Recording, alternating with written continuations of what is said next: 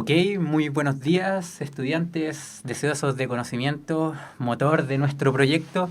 Comenzaremos entonces nuestra clase de historia correspondiente a los pueblos originarios y su legado. Bueno, comencemos entonces. Cualquier pregunta, chicos, por favor, utilicen el chat. No hay problema, intentaremos todos responder cualquier consulta. Vamos a comenzar. Bueno, los objetivos de la clase de hoy, como sabemos, como están escritos ahí en el PPT, es conocer los principales pueblos originarios que se encuentran presentes en nuestro país y reflexionar sobre su historia. Comprender, por supuesto, la historia de estos pueblos que no termina con la llegada de los europeos y que hasta el día de hoy continúa.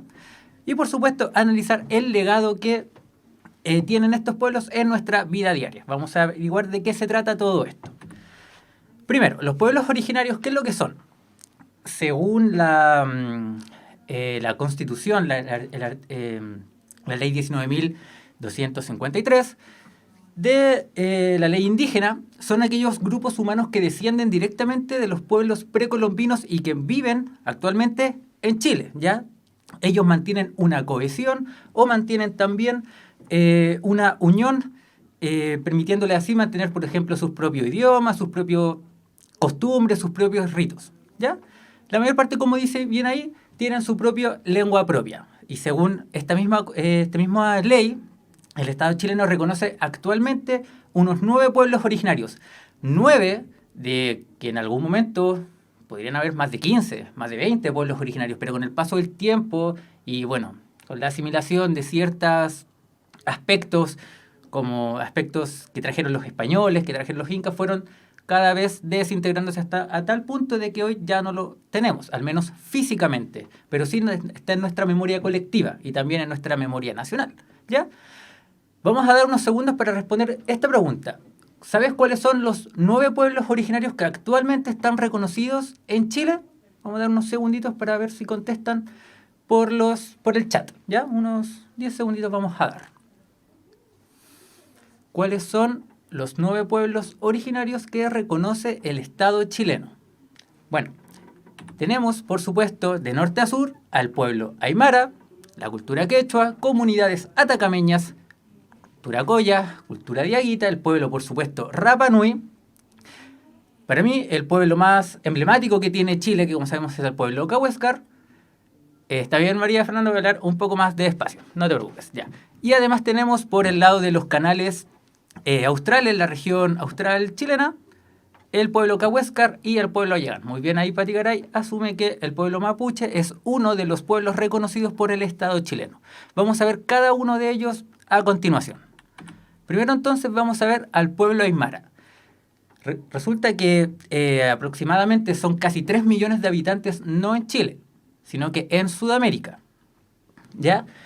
Bueno, este gran pueblo conformó una parte del Imperio Inca, ¿ya? Recordemos que el Imperio Inca llegó hasta el río Maipo, aquí en Chile, ¿ya? Y de hecho ellos se encargaron también de trasladarlos desde, como sabemos, el altiplano boliviano y también parte de la sierra peruana. Ya se encargaron entonces los incas de trasladar a los aymaras hasta esta parte. Como bien dice el PowerPoint, están ubicados en las regiones de Arica y Parinacota, la número 15, la región de Tarapacá y el norte de Antofagasta. Como sabemos, tienen su propia lengua propia, tienen su lengua propia, que es su máximo fuerte para la cohesión étnica, gracias al lenguaje aymara, que como sabemos lo hablan muchísimas personas en Sudamérica. Mantenemos esta unión étnica, esta fuerte cohesión étnica. Resulta que a lo largo y ancho de la historia de todos los pueblos originarios, principalmente del norte grande de Chile, sabemos que tiene mucho sincretismo. ¿Qué quiere decir qué es el sincretismo? Es una unión entre algunos puntos diferentes. Y aquí lo vamos a asimilar en el tema de la religión. Porque el pueblo aymara, que era una región, o sea, era un pueblo que asimilaba a la Pachamama, por ejemplo, a la dadora de vida, ellos, al tener este sincretismo cultural con los españoles, pudieron conjugar sus creencias con el cristianismo. Por ejemplo,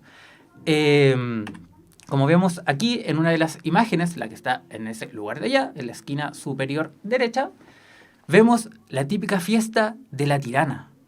La tirana, por ejemplo, es una fiesta, como sabemos, religiosa en honor a la Virgen, ¿ya? De Copacabana. Copacabana queda en Bolivia. Tenemos aquí arriba, mío, el Salar de Coposa, que es el típico paisaje donde se desenvolvió, mejor dicho, la cultura aymara.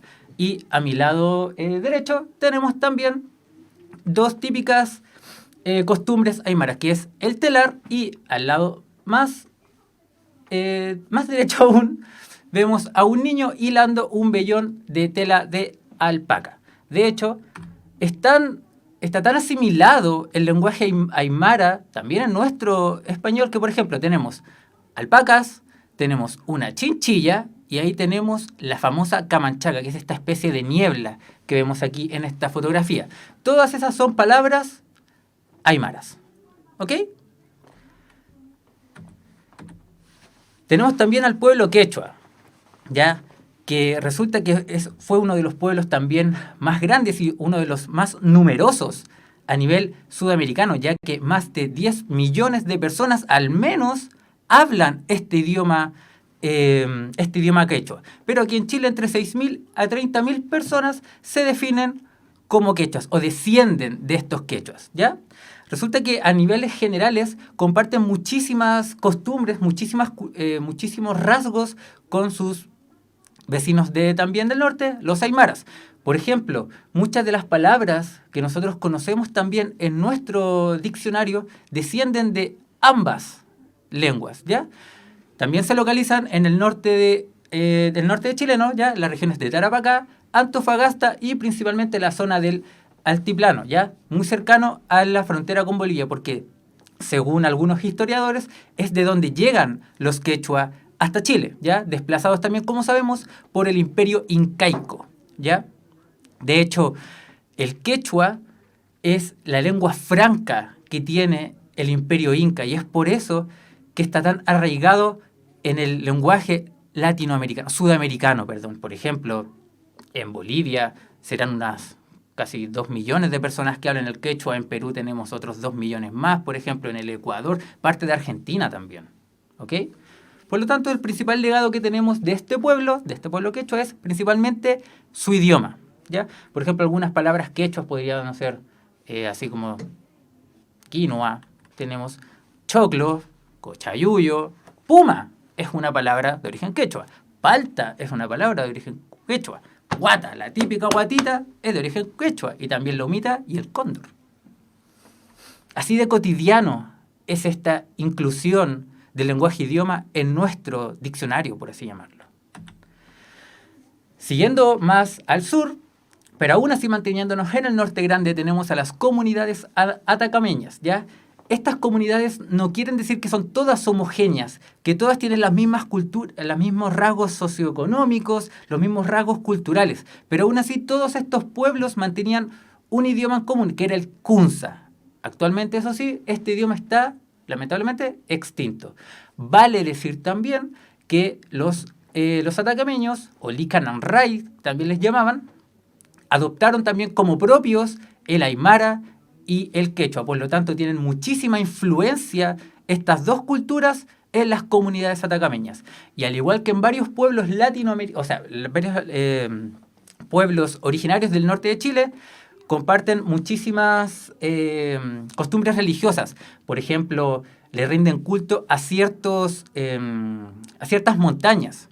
Ya, las montañas, por ejemplo, eran quienes regulaban el clima y, por supuesto, la madre tierra es importantísima y es a ella quienes nosotros le entregamos nuestras rogativas. ¿Para qué? Para tener una buena cosecha o tener agua en los meses de sequía. Tenemos entonces típicas fotografías de las comunidades atacameñas actuales. Tenemos en el lado superior la fiesta de Santiago y la Virgen de Guadalupe. En todas estas culturas que yo he nombrado hasta ahora, resulta de que ellos tienen mucha devoción con sus santos patronos. La Virgen de Guadalupe, la Virgen de Andacollo, la Virgen de Copacabana, como les decíamos antes. Y acá, como vemos en las fotografías de arriba, tenemos entonces estos carnavales. Y al igual que muchas de estas otras culturas, eran principalmente ganaderos y agricultores. Tenemos a otro pueblo originario llamado Colla, ¿ya? Este pueblo originario también es multiétnico y además no solo se presentaba en Bolivia, sino que también en Argentina. Resulta que se localizan actualmente en las comunas de Chañaral, Copiapó, Tierra Amarilla. Todo eso es en la tercera región de Atacama principalmente. Al igual que muchas de las otras culturas, su economía se basa principalmente en el arreo de animales, ¿ya? Las llamas, vicuñas, alpacas. Primero, ¿ya? De ellas, este pueblo originario encontraban la lana, encontraban también el cuero. Y al ser principalmente comunidades ganaderas o arrieras, sacaban todo lo que necesitaban de estos animales para poder vivir su vida diaria. Por ejemplo, para poder hacer sus cuerdas o sus correas para arriar animales, lo hacían de cuero de vicuña o cuero de llama. Ya después, con la llegada de los colonizadores españoles, se introdujeron a las ovejas, a las cabras, a los burros. Ya, por lo tanto, el burro servía para montarlo y entonces las ovejas y las cabras para arriarlas. Resulta que actualmente muchas de estos pueblos o muchos descendientes de estos pueblos no siguen estas típicas actividades, sino que también se sumaron a las actividades mineras en la zona. Recordemos que estamos en la región de Atacama, donde se encuentran mayoritariamente grandes centros mineros en el país. ¿Ya? Como vemos entonces, en el último punto, al igual que las demás culturas del norte, los collas celebran fiestas religiosas, principalmente adorando a sus santos patrones y los ritos de la Madre Santa Tierra, que como sabemos es la Pachamama.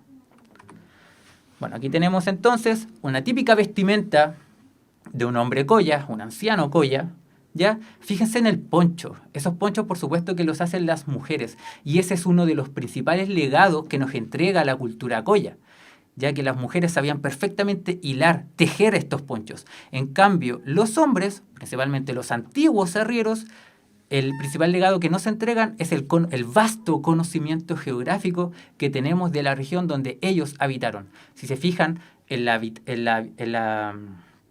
imagen del paisaje, vemos un típico paisaje algo desolado, pero vemos animales y arrieros.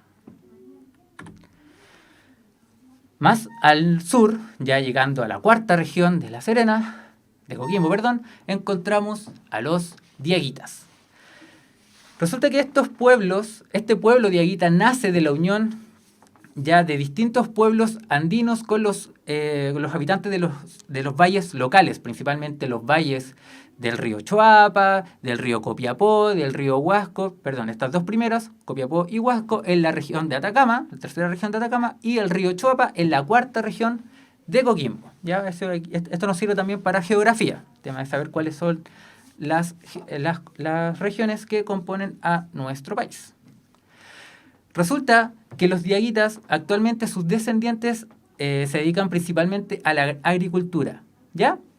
Pero no es conocido por esta la cultura diaguita, sino que por esa imagen que tenemos ya aquí en el lado inferior, esa típica cerámica o jarro pato. Es una de las más famosas cerámicas que tiene el pueblo diaguita, pero no solo por ella, sino que por la cerámica en general, la alfarería. Ellos eran unos expertos alfareros. Sin duda, la cultura diaguita, ya que le entrega una identidad tremenda a esta región, a la cuarta región de Coquimbo y parte de la tercera región de Atacama, es porque los diaguitas fueron estos excelentes alfareros. Como sabemos que la alfarería, la cerámica, era una de las más exquisitas, era una de las más variadas, las más imaginativas que tuvo alguna vez Chile, por no decir que fueron los mejores alfareros que tuvo alguna vez Chile, ¿ya?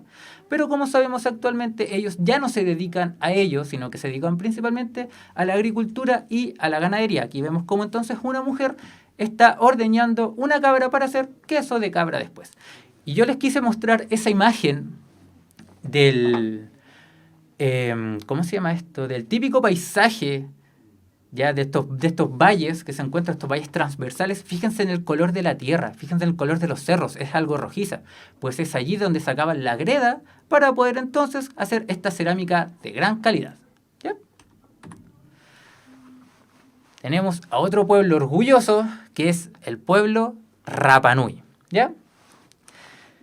Son totalmente diferentes a los pueblos que les mencioné hasta este punto, ya que al encontrarse en una isla a 3.700 kilómetros de las costas chilenas principalmente, no frente a Valparaíso, sino que frente al puerto de Caldera, ya tercera región,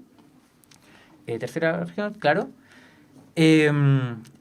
entraron la cultura Rapa Nui en una especie de ostracismo. Ellos para ellos y la isla para ellos, no para los del Conti, como ellos se refieren principalmente, no en un tono despectivo, pero resulta que por el tema de la distancia es mucho más difícil acceder a la isla de Pascua, acceder a soberanía, por ejemplo, o un sistema como de patriotismo. Es difícil que los Rapa Nui, insisto, por el tema de la lejanía, se consideren a sí mismos chilenos, sino que ellos se consideran, por supuesto, pascuenses o Rapa Nui, ¿ya? Bueno, resulta que hacia el año 1000, cuando se pobló la isla de Pascua ya principalmente, como sabemos, por poblaciones de origen polinésico, ¿ya? Hacia el año 1000 encontramos el periodo de máximo esplendor de esta cultura, donde hubo una explosión demográfica. Cerca de 10.000 personas vivían en la pequeña isla de Pascua. Y esto trajo consigo una adoración, por supuesto, a sus antepasados. Y esto se vio reflejado en el levantamiento de grandes esculturas de piedras. Nosotros sabemos que esas esculturas son los Moai. ¿Ya? Vamos a devolvernos eso sí. Los primeros habitantes entonces llamaron a la isla de Pascua, no por supuesto Rapa Nui, sino que como Tepito o Tejenúa, que significa el ombligo del mundo. ¿Ya? Y su sociedad estaba dividida en varias jerarquías. Aquí hablamos de que había un ariki, ¿ya? O un rey.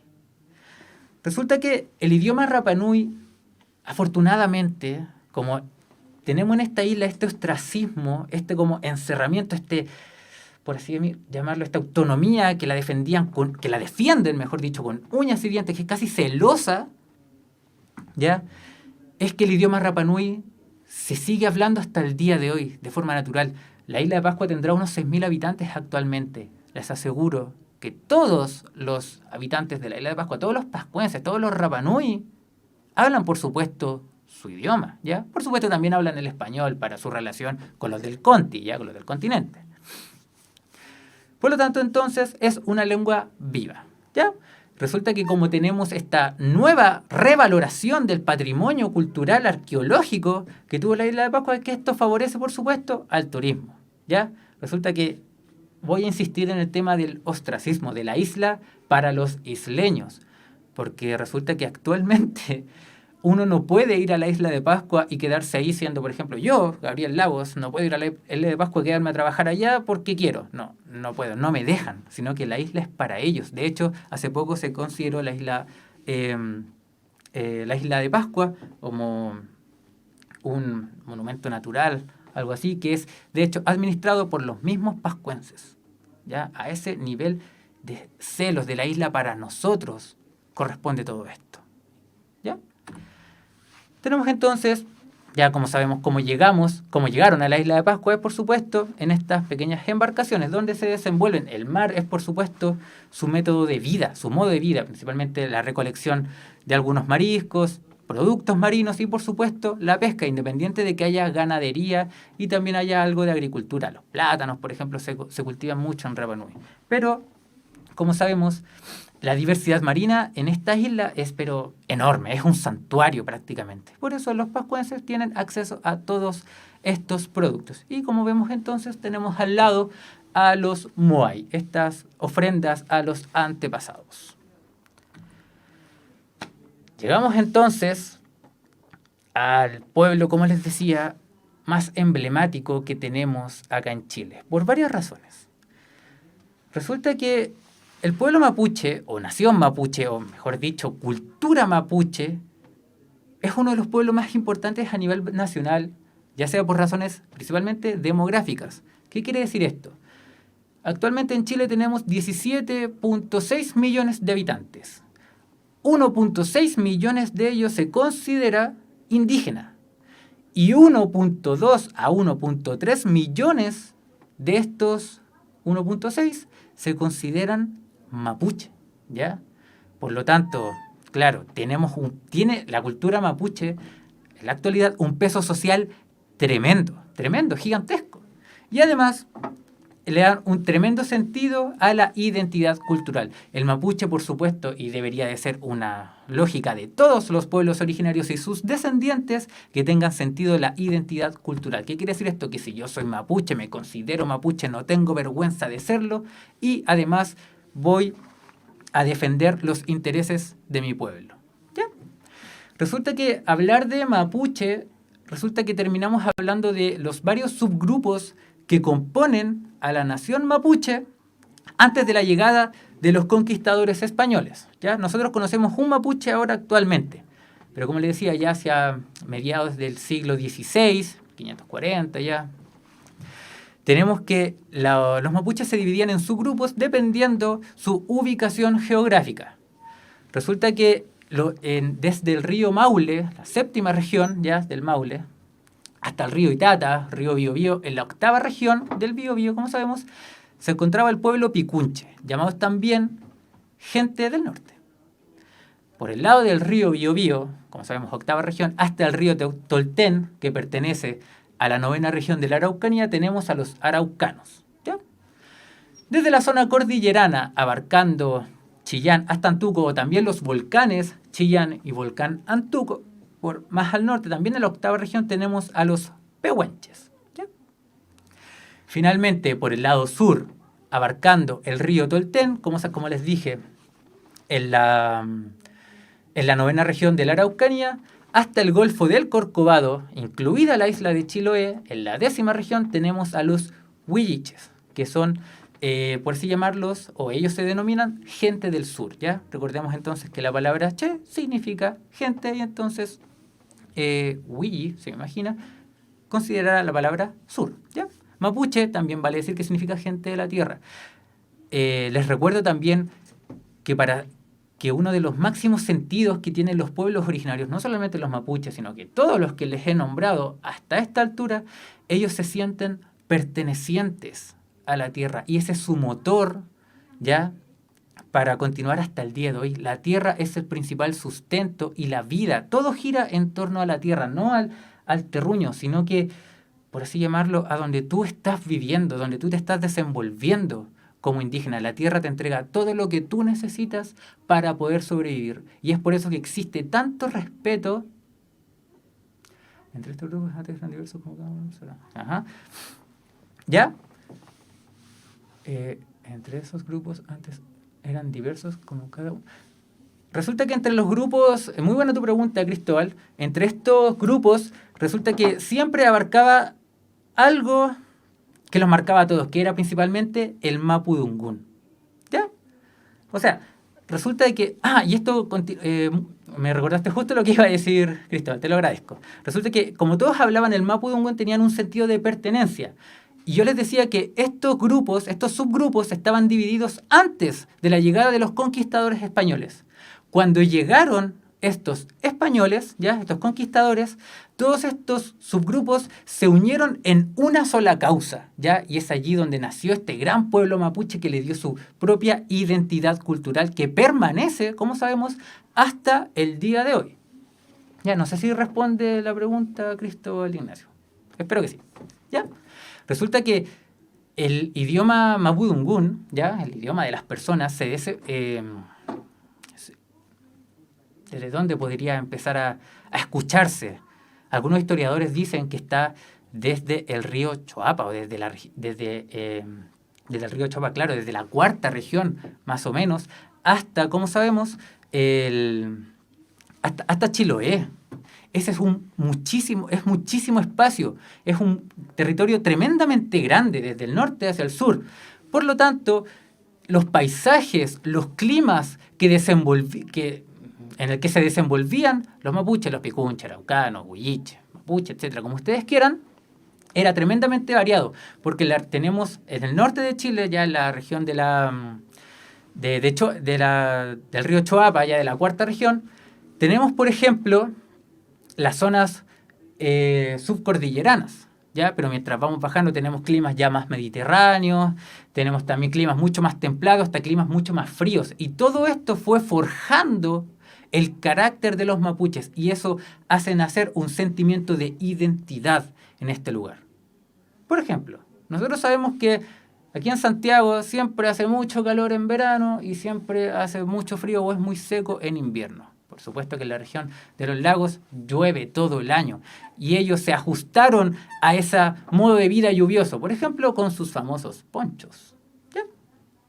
Como les decía, finalmente la llegada de los europeos en el siglo XVI gatilló la unión, como les decía, hasta el día de hoy de las distintas poblaciones de origen mapuche.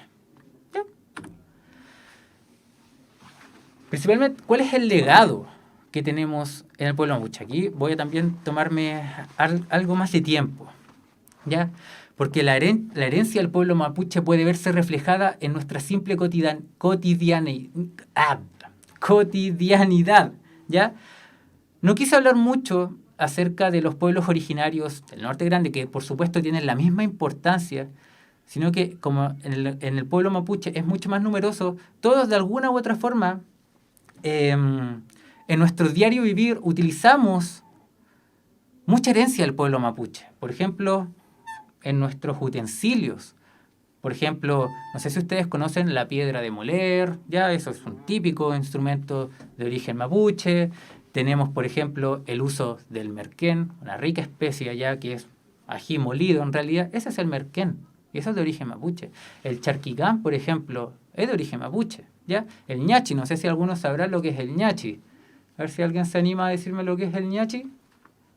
Bueno, si no, no importa, pero también es un alimento, es parte de la gastronomía de origen mapuche, ¿ya?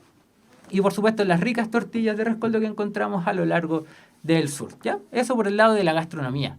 Por el lado también de la toponimia. ¿Qué es la toponimia? El nombre de ciertos lugares que tienen origen indígena. Por ejemplo, Ancud, Curicó, Temuco. Todas esas son palabras de origen mapuche. Tenemos, por supuesto, muchísimos más. Pucón, tenemos, no sé, un sinnúmero. ¿Ya? Mapocho es una palabra de origen mapuche. ¿Ya? Y además, en la sangre del cordero, exactamente, aliñada. Resulta de que, además de todo esto, toda esta herencia, correcto. Además de toda esta herencia ya que es un poco más tangible, ya que podemos tocarla, como el caso del charquicán, como el caso del ñachi, el caso de la gastronomía, tenemos también algo que es mucho más intangible, que es mucho más espiritual. Y hablo de las festividades religiosas que hasta el día de hoy los mapuches conservan y estudian y además se desenvuelven con total destreza, como si esto nunca hubiese cambiado. Esa es la otra de las características que tienen los pueblos originarios, que siguen vivos a pesar de todas las dificultades, de todo el expansionismo del Estado chileno, de las culturas de los imperios incas por el lado del norte, que hasta el día de hoy continúan con la misma fuerza, entregando su legado a las distintas generaciones, ¿ya? Y en ese sentido, los mapuches celebran, por ejemplo, el Guillatún, que como sabemos es el agradecimiento a las distintas divinidades, ¿ya? Tenemos el Machitún, que como sabemos la autoridad religiosa ya es la Machi, hace una ceremonia para poder sanar a sus enfermos, por supuesto con toda la medicina de origen mapuche, principalmente la utilización de plantas, ¿ya? Y también por supuesto tenemos el Huitripantu, que significa el Año Nuevo Mapuche, ¿ya? Bueno, por supuesto que aparte de todo esto tenemos la música o los instrumentos musicales como herencia actualmente para nosotros. Tenemos la trutruca, tenemos el cultrún.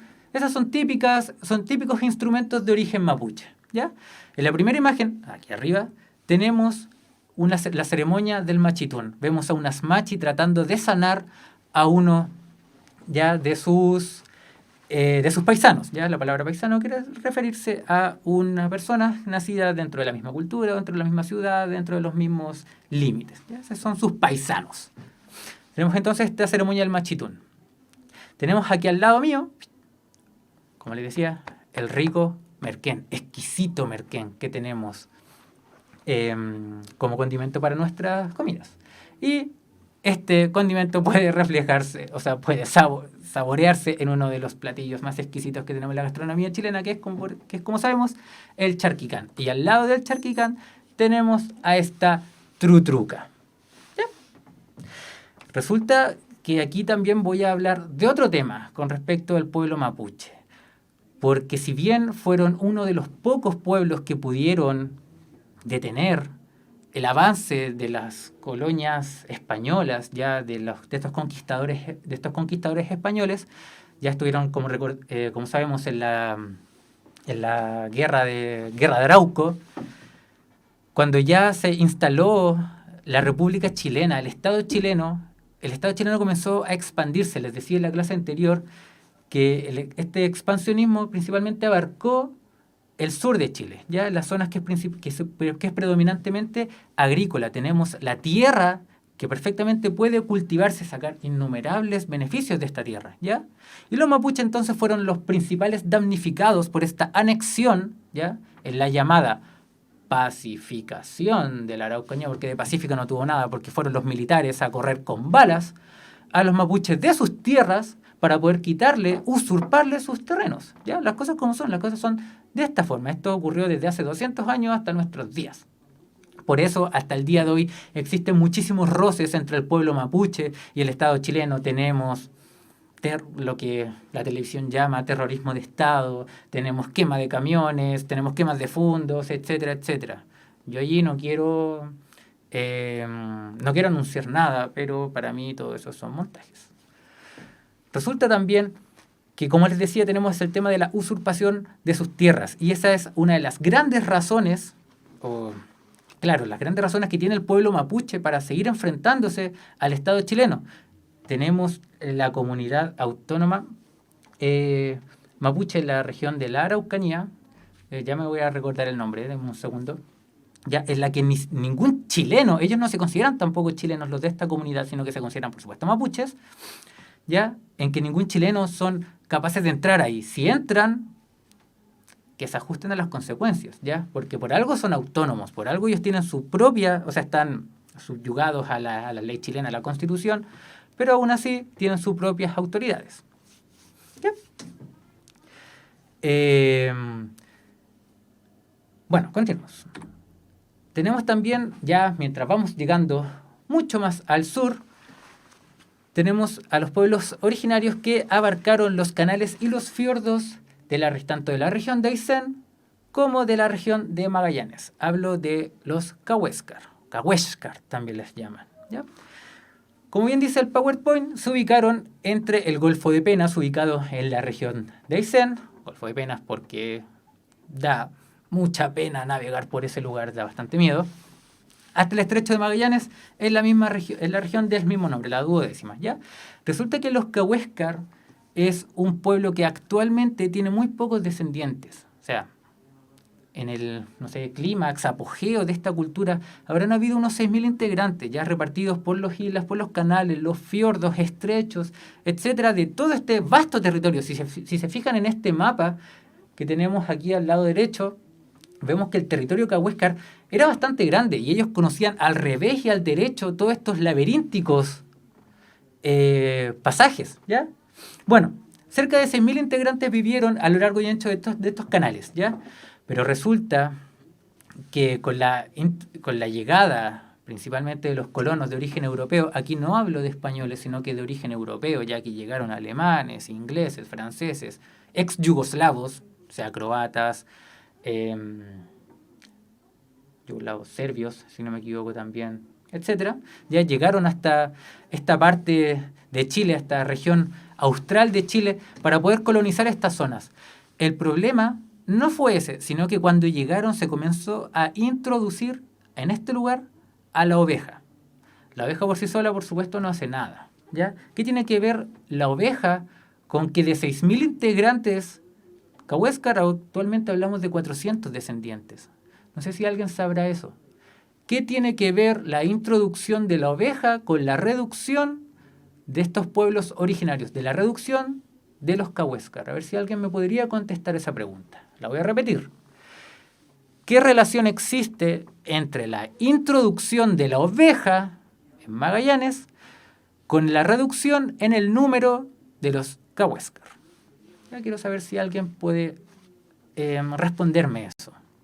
Vamos a dar unos cuantos segunditos ya por el tema del desfase hasta que algún apachorrado ahí me responda. ¿Ya? Si no, no se preocupen, les contesto yo de qué se trata. ¿Ya? Resulta que la introducción de la oveja en la región de Magallanes, en la Patagonia, el frío quizá no tanto, no. Resulta que la oveja, ya cuando se introdujo en la Patagonia, considerando también, por supuesto, la región de Aysén, ya el indígena, el Cahuéscar, no la conocía. ¿Ya? Él principalmente lo que veía era, por supuesto, ¿cómo se llaman estos? Lobos marinos, por el lado del mar, peces, ballenas, y por el lado terrestre veía muchos guanacos. Y de la noche a la mañana apareció la oveja, prácticamente, ya hacia mediados del siglo XX, perdón, del siglo XIX, 1850 en adelante, ¿ya? Entonces se introdujo la oveja. ¿Qué es lo que pasó? La oveja se está criando, los guanacos no se crían, ¿ya? O al menos las comunidades en la Patagonia no las crían, ¿ya? Sí se cría la oveja, es el motor económico de la Patagonia, ¿ya? Se introdujo entonces la oveja y los patagones, no solo los Aoniken, que es uno de los tantos pueblos originarios que están extintos acá en Chile, comenzaron a cazarlas, entre ellos los Cahuéscar. Y claro, los Cahuéscar, al entrar a los distintos fundos, haciendas, estancias de los colonos, se empezaron a robar a las ovejas. ¿Qué es lo que pasó? Obviamente, si una persona está viendo que se están robando a tus animales, lamentablemente, o como es ley acá en Chile, le van a correr bala. Eso fue lo que ocurrió. Y de las 6.000 integrantes, como les decía, que alguna vez tuvimos, actualmente tenemos unas 400 familias. Son muy pocos. Y además, esto se debe a la introducción de otras costumbres religiosas, ya que no solamente los colonos llegaron a la Patagonia, sino que también llegaron las misiones religiosas, principalmente los salesianos. Y si se fijan en la fotografía que yo les puse de esta canoa con los integrantes, vemos a todos los Cahuéscar que están vestidos. Pero los Cahuéscar, desde tiempos inmemoriales, nunca se vistieron. Solo utilizaban un taparrabo para cubrir sus partes, ¿ya? Pero claro, llegaron los salesianos y ¿qué es lo que pasó? Comenzaron a vestirlos, comenzaron a enfermarse. La Patagonia es una región tremendamente lluviosa. ¿Y qué es lo que pasa? Tienes la ropa mojada. No tengo costumbre de cambiarme la ropa, soy indígena, siempre he andado desnudo. Y ahora estoy vestido, bueno, tengo la camisa mojada, no me la voy a cambiar, me voy a poner una encima de esta. Y así voy acumulando frío, acumulando también sebo en mi cuerpo. Comenzamos a desasearnos, ¿ya? Y eso repercutió en enfermedades, como la tuberculosis, las enfermedades venéreas, ya la sífilis, por ejemplo, la gonorrea, etcétera, ¿ya? Es bastante lamentable porque no ocurrió solamente esto con los Cahuéscar, sino también ocurrió, por supuesto, como les decía, con los tehuelches, los Aoniken, y también con los Selknam, en la región, en la Tierra del Fuego, ¿ya? Resulta que muy pocas personas actualmente hablan el idioma Cahuéscar, ¿ya?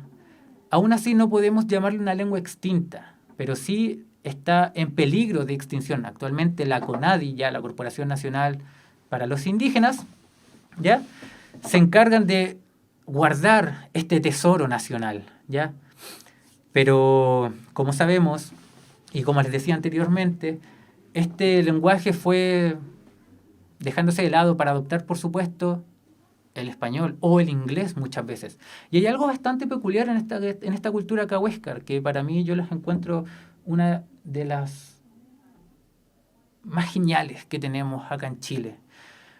Porque fueron capaces, junto con los yaganes, de los cuales voy a hablar más adelante, fueron capaces de habitar una de las zonas más inhóspitas que tiene Sudamérica y allí aguantar desde hace cuántos, 6.000 años, extendiéndose el mundo desde su propia concepción, rogándole a sus dioses, rogándole quizás a los mares, a los vientos, ya regiones de vientos también. Eso debemos valorar como legado del pueblo cahuéscar, independiente de que el idioma no se mantenga tanto. Los más adultos, los más ancianos son los que mantienen estas costumbres, pero los niños, por ejemplo, ya no mantienen tanto su idioma, ¿ya?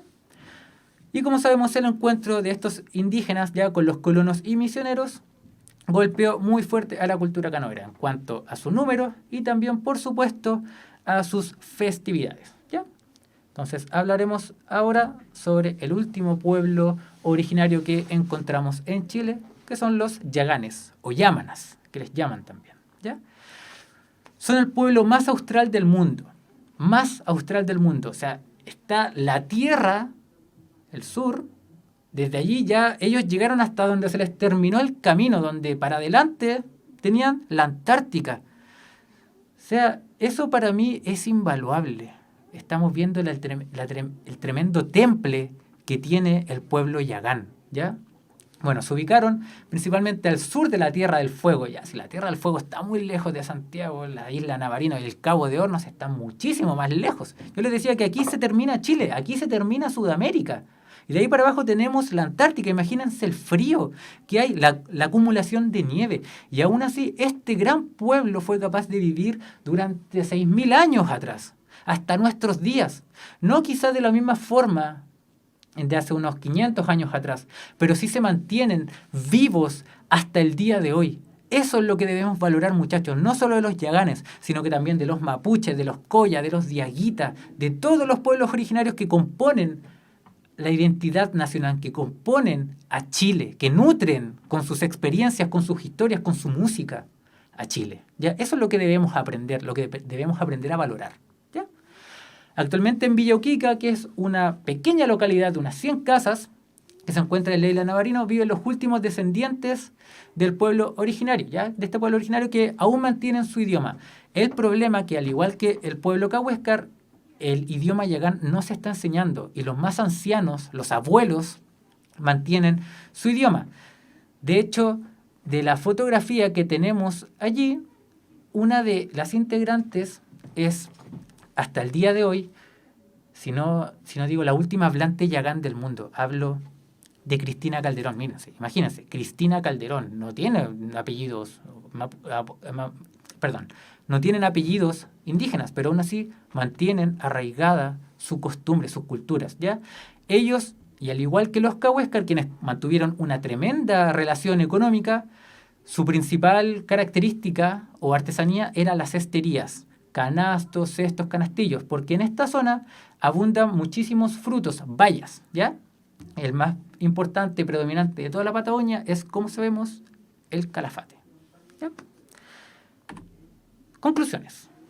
Resulta que los pueblos originarios, hasta el día de hoy, le han legado a las generaciones actuales sus tradiciones, creencias, mitología, lenguaje, arte, espiritualidad, música, ¿ya? Medicina, entre otras cosas. Es lo que yo les comentaba.